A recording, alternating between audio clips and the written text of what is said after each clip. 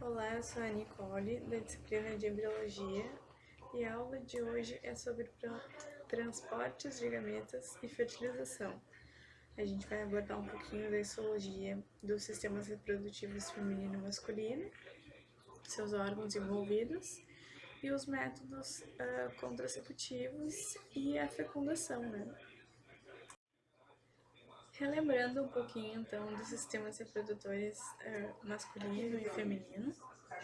Na esquerda aqui a gente consegue ver o aparelho, né, de reprodução masculino. Então, o escroto, os testículos, depois o epidídimo, o canal deferente, a próstata, a vesícula seminal, a bexiga também, que pela uretra vai sair tanto os espermatozoides quanto o xixi, o pênis. E na direita, o aparelho reprodutivo feminino, né? Então, com o útero, com endométrio, miométrio, perimétrio, as tubas uterinas, os ovários, onde vão formular, né, os óvulos que vão ser liberados depois para as tubas. Temos também o canal vaginal, propriamente dito, né, a vagina, onde vai ter a penetração do pênis, e também com a ejaculação masculina, a entrada dos espermatozoides no colo do útero. Então, só para relembrar um pouquinho. Então, nesse slide, a gente vai ver o transporte dos espermatozoides. Na esquerda superior, a gente consegue ver os testículos com seus vários tubos, né? E tem um tubo, o tubo seminífero, que ele tem um corte transversal, e a gente vê essa primeira imagem, né, histológica com o objetivo de 40 vezes, que é desse tubo seminífero, que é onde vão se dar a produção dos espermatozoides, né, que a gente já viu nas aulas anteriores. Do túbulo seminífero, a gente vai para os túbulos retos e para a rede testicular, onde que nos testículos os espermatozoides eles não vão ter o movimento, ou então o movimento deles vai ser muito fraco, né, um movimento meio vibracional bem fraco. Então eles são conduzidos pela contração das células mioide peritubulares e pelo fluido testicular. As células de Sertoli, até que elas estão evidenciadas ali naquela setinha preta, né, na imagem direita inferior, que tem um objetivo de 10 vezes, aparecem as células de Sertoli, então elas evitam que o fluido testicular ele volte, então ele deveria ir do túbulo reto para o túbulo testicular, mas caso ele voltasse do túbulo testicular para o túbulo reto, essas células de Sertoli evitariam que isso acontecesse. E as células epiteliais do túbulos retos e da rede testicular, elas têm microvílos e cílios imóveis, mas que possuem sensores para o fluxo do líquido testicular e da composição química e osmótica. Então, elas conseguem modificar para que esse líquido esteja no padrão. As células mioides e as células musculares lisas que tem, né, em toda essa trama de tubos contribuem para o fluxo do fluido testicular e dos espermatozoides, né, que vão ser levados por esse fluido. Depois a gente vê os ductos eferentes, com suas células principais, elas possuem longas microvelocidades e elas absorvem a maior parte desse fluido testicular. Então, o transporte dos espermatozoides agora é promovido pela ação dos cílios e também da musculatura lisa, né? Nesse M aqui tem a musculatura lisa. Desses ductos eferentes, a gente vai para o epidídimo, que é dividido em 3 partes, né? Cabeça, corpo e cauda. Então, o epidídimo, ele tem um único ducto, o ducto chamado de epididimário, e ele é bem enovelado, né? Bem tramado. E é onde os espermatozoides vão passar de 12 a 21 dias, eles ficam ali de 12 a 21 dias. As células epiteliais, elas têm estereocílios e absorvem, se caso tenha ficado algum pouco de fluido no testicular. E absorve também a gota citoplasmática, né, da produção lá dos espermatozoides. A modificação da superfície da célula e a perda da gota citoplasmática, isso faz com que parte da maturação dos parte da maturação dos espermatozoides. Esse processo torna eles móveis, eles têm um movimento agora de chicote, né? Eles dão a cauda deles faz um movimento de chicotada e também tem uma rotação e uma motilidade que vai progredindo e direcionando. O transporte dos espermatozoides também é garantido aqui pela contração dos músculos lisos. E na cauda do epidídimo, eles ficam armazenados até que haja a ejaculação. E durante a ejaculação, a liberação de noradrenalina ela aumenta e desencadeia uma contração bem forte, fazendo com que os espermatozoides sejam expelidos para os canais deferentes. Nos canais, nos ductos, né, diferentes, então, ele tem uma lâmina própria de tecido conjuntivo, até ali na imagem é o Lzinho, bem pertinho daquela boquinha roxa.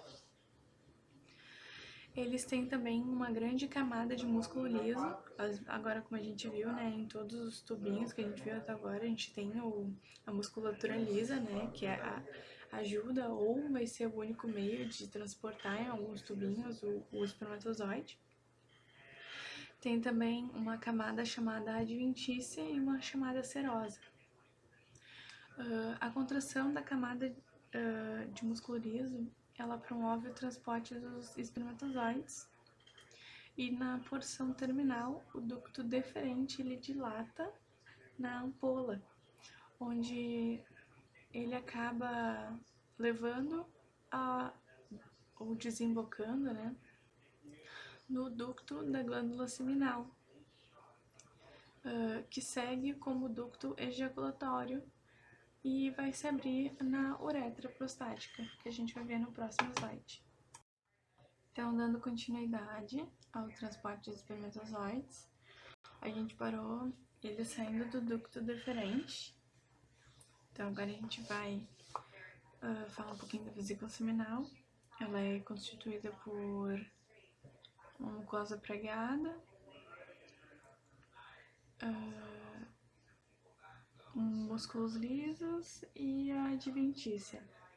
Ela produz uma secreção viscosa e amarelada, com o pH variando de 7,2 a 7,6, devido a uma riqueza em frutose que vai servir como fonte energética para os espermatozoides que vão ser ejaculados. A gente tem a vesiculase, né, uma enzima, que ela vai coagular parcialmente o ejaculado.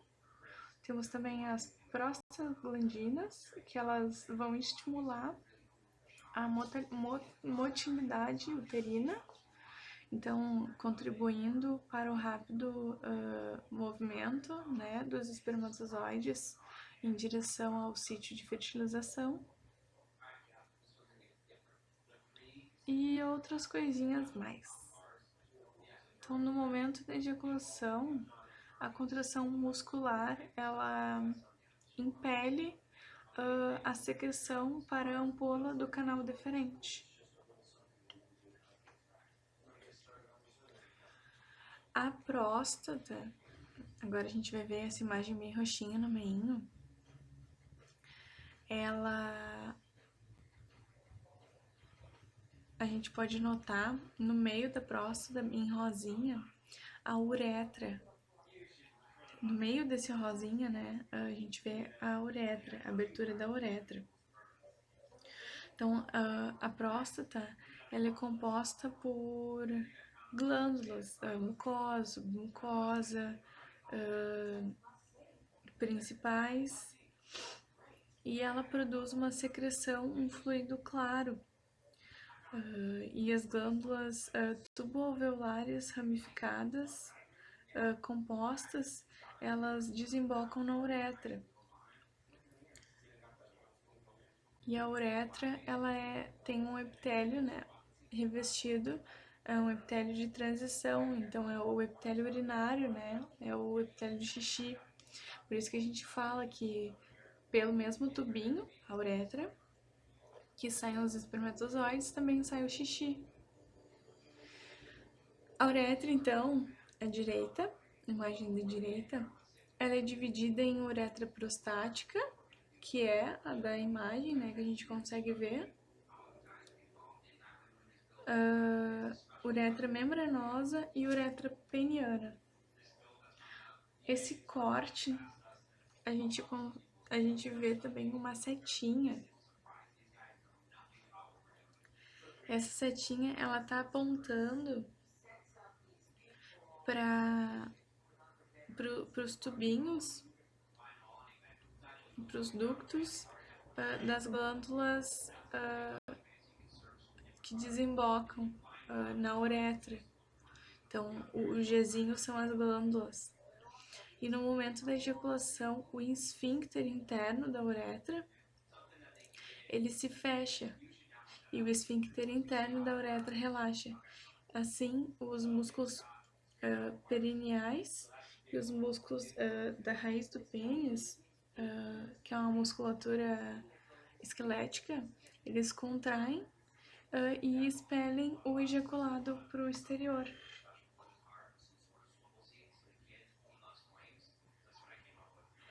A gente também tem aqui nessa imagem à esquerda do esqueminha, né? A gente tem a chamada glândula de Kupfer, também conhecidas como glândulas bulburetrais. Elas se situam no nível da uretra membranosa, com ductos que se abrem na porção proximal da uretra peniana. Elas são glândulas tubo-alveolares compostas e elas lubrificam com um fluido mucoso a uretra antes do homem ejacular. Então, um pouquinho antes, né, do homem ejacular, a uretra, ou essas glândulas de Cooper, ela lubrifica a uretra. Agora, retomando um pouquinho sobre o aparelho reprodutor feminino, né? O esqueminha à direita, a gente consegue ver o útero, o endométrio, o miométrio, o perimétrio, a vagina, as tubas, os ovários, o colo do útero. A gente também vê aqui em histologia, no meio, a gente consegue ver o útero, né? No objetivo de 5 vezes, a gente vê o endométrio, o miométrio. O endométrio, só lembrando, vai ser aqueles vai ser aquele que vai alterar, então ele vai ter uma fase menstrual, uma fase proliferativa, uma fase secretora, que está dentro do nosso ciclo menstrual, que a gente já viu. Depois, à esquerda, a gente tem o corte de uma tuba uterina, né?